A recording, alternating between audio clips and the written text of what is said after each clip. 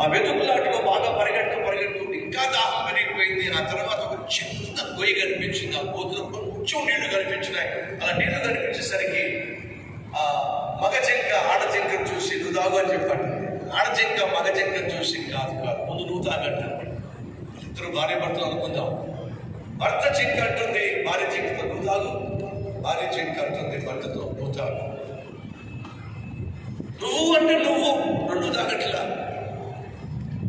రోజు కొంతమంది భర్తలు ఉన్నారు, తాగేసి తిరిగేసి ఇంటికి వచ్చి అన్నగడ్డ కూర అన్నం ఎంతుంటే అంత వేసుకుంటాడండి. ఎంతుంటే అంత వేసేసుకుని భార్య తిన్నదా, బిడ్డలు తిన్నారా, అవసరంలా ఆ భార్య తినకుండా బిడ్డలకి సరిగా పెట్టకుండా ఆ గిన్నె నిండా అన్నం పెడుతుంది, గిన్నె నిండా కూర పెడుతుంది. కారణం తెలుసా? ఆ దెబ్బలు తట్టుకోలేక. ఈ దుర్మార్గుడు తాగేసి ఆకలితో వస్తాడు, పొరపాటు కొంచెం అన్నం తక్కువైతే చావు కొట్టేస్తాడు. ఆ చావు దెబ్బలు తినలేక, ఆ చావు దెబ్బలు తట్టుకోలేక తాను తినకుండా బిడ్డలకు పూర్తిగా పెట్టకుండా వచ్చి తన్నేటటువంటి కొట్టేటటువంటి ఆ భర్తకు కడుపు నిండా భోజనం పెట్టాలని చెప్పేసి గిన్నెలు పెడతాం. ఆ విషయంలో గిన్నెలు మొత్తం ఖాళీ చేసేస్తాడు. కనీసం ఒక్కసారి నువ్వు తిన్నావా, బిడ్డలు తిన్నారా అడగను కూడా అడగడండి. ఎవడు వీడు? కసాయే ఉన్నారా? బర్మాచ కసాయి భర్తలు ఉన్నారా? భర్త కష్టపడి, భర్త ప్రయాసపడి రెక్కల ముక్కలు చేసుకొని అలసిపోయి బస్సు దొరక్క నడుచుకుంటున్నావు, వర్షంలో తడుచుకుంటున్నావు, ఎండలో రొప్పుకుంటున్నావు. ఇంటికి వచ్చేసరికి భార్యను టీవీ చూసుకుంటా కూర్చుంటాం, సీరియల్ చూసుకుంటా కూర్చుంటాం. త్వరగా అన్నం పెట్టి ఆకలేస్తుంది, ఇంకా మనం చేయగలం. ఎవరంటే వీళ్ళు కషాయి భార్యలు. భర్త కష్టాన్ని అర్థం చేసుకోలేని భార్య మనసును అర్థం చేసుకోలేనటువంటి భర్తలు, ప్రేమ లేని వాళ్ళు, ప్రార్థన లేని వాళ్ళు, పరిశుద్ధత లేని వాళ్ళు. వీళ్ళు బంగారం లాంటి భార్యలు కాదు, బంగారం లాంటి భర్తలు కాదు. వీళ్ళు కుటుంబ వ్యవస్థను విచ్ఛిన్నం చేసేటటువంటి దౌర్భాగ్యులు.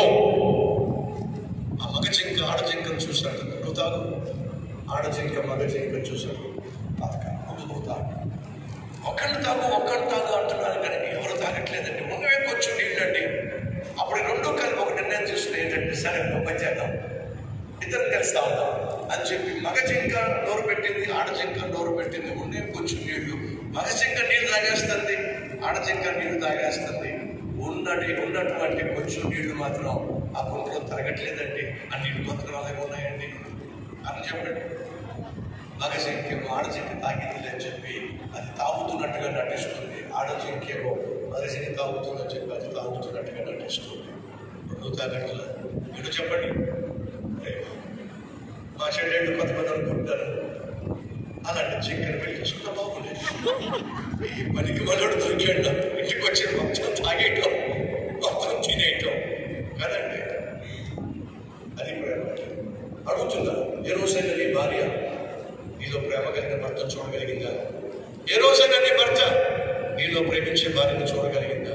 ప్రేమించే భార్య, ప్రేమించే భర్త ఉన్నట్లయితే మీరు ఒకరినొకరు ప్రేమించుకోవడం, ఒకరినొకరిని అర్థం చేసుకోవడం, కళ్ళారా చూసినట్లయితే బంగారం లాంటి బిడ్డలు వాళ్ళ భవిష్యత్తు చూస్తారండి. అందులో బంగారం లాంటి బిడ్డలు చూడాలని ఆశపడుతున్నారా? అయితే బంగారం లాంటి భార్య భర్తలుగా ఉండండి. ఎప్పుడు కొట్టుకు చూస్తున్నా, ఎప్పుడు అరిచి కేకలేస్తున్నా మీ బిడ్డల భవిష్యత్తు బాగుండదు.